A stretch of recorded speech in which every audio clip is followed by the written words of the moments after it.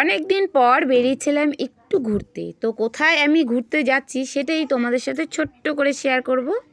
তো চলে এসো আমার সাথে। সকাল সকাল কাজকর্ম শেষ করে চলে এসেছি সেই জায়গায়। এত সুন্দর জায়গায় আমি অনেক দিন পরে এলাম, তো অনেক ভালো লাগছে। আর সবথেকে বেশি ভালো লাগছে পরিবারের সাথে এসে। এর আগেও আমি এখানে এসেছি, আমার বোন তোমাদের হাই করে দিচ্ছে। আর এর আগেও আমি একবার এসেছিলাম, কিন্তু এতটা ভালো লাগেনি। কারণ একটা ভালো লাগার জিনিস তখনই ভালো হয়ে যায় আরও বেশি, যখন ভালোবাসার মানুষগুলো পাশে থাকে, সাথে থাকে।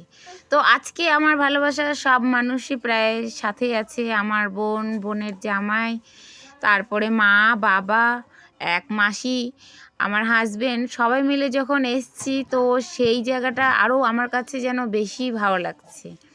তো সেরকম আমি বাইরে কোথাও ঘুরতে যাই না, অনেক দিন পর এলাম।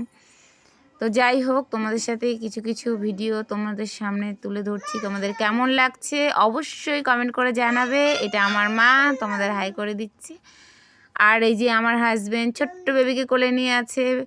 আমার বাবা, মা সবাই মিলে একটু ঘোরাঘুরি করব। আমার মেয়েরা তো প্রচণ্ড খুশি। আমার ছোট বেবি তো কী করবে কী না করবে কিছুই বুঝে পাচ্ছে না। দেখো কত রকমের পোজের কোনো ঠিক নেই। এই যে আমার বোনের ছেলে মুখে যে কি ঢুকাইছে, কত তাড়াতাড়ি শেষ করবে কোনো ঠিক নেই। তো সেই জায়গায় চলে এসেছি।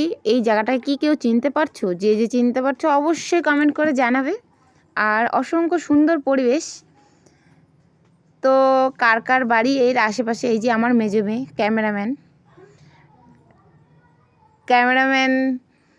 ক্যামেরা করছে। আর আমার হাজবেন্ড মশাই এই যে আগে আগে চলছে, কিছু দূর যাচ্ছে আর আমাদেরকে ডাকছে আর দেখছে আমরা কত দূরে আছি। তো দেখো পরিবেশটা প্রচণ্ডই সুন্দর, সবুজে ঘেরা, বেশ নিরিবিলি সুন্দর। আমার তো প্রচণ্ড ভালো লাগছিল। আমি এর আগেও এসেছিলাম, কিন্তু এত ভালো লাগেনি। কারণটা সেটা তোমরা বুঝতেই পারছো। তো আমার বোন, আমার হাজব্যান্ড কিছু দূর যাচ্ছে আর আমায় বকছে যে সব কি এদিকেই বানাবে, ভিতরে এসে বানাও। সবাইকে হাইও করে দিল। তারপরে তো চলো আমাদের সাথে। এই বাড়িটার ভিতরে মোবাইল অ্যালাউ নেই, মোবাইল তো অ্যালাউ করে না। কোথায় যাচ্ছে দিদি? আমরা আজকে এই যে একটু কুচবিহার রাজবাড়িতে ঘুরতে এসেছি। আর হচ্ছে তোমরা সবাই দেখো আমাদের সাথে সাথে। এটা আমাদের কুচবিহার রাজবাড়ি।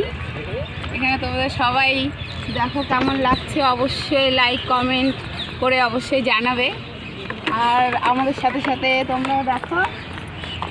আর যদি কোনোদিন সময় হয় তাহলে চলে আসবে আমাদের কুচবিহারের রাজার বাড়ি দেখতে। অসম্ভব সুন্দর পরিবেশ, কিন্তু প্রচণ্ড গরম। গরমের মধ্যে এখন ঠান্ডা পড়ে গেছে, তাও গরম আপনাদের এদিকে? হ্যাঁ, প্রচণ্ড গরম। দার্জিলিং যেতে হতো তাহলে দিদি আপনাকে। হ্যাঁ,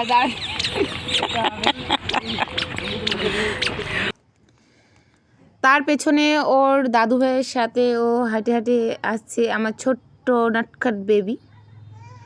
নটখট এই জন্যই বললাম যে এক মুহূর্ত চুপ করে থাকে না, যখন ঘুমায় তখনই শুধু চুপ করে ভাগে।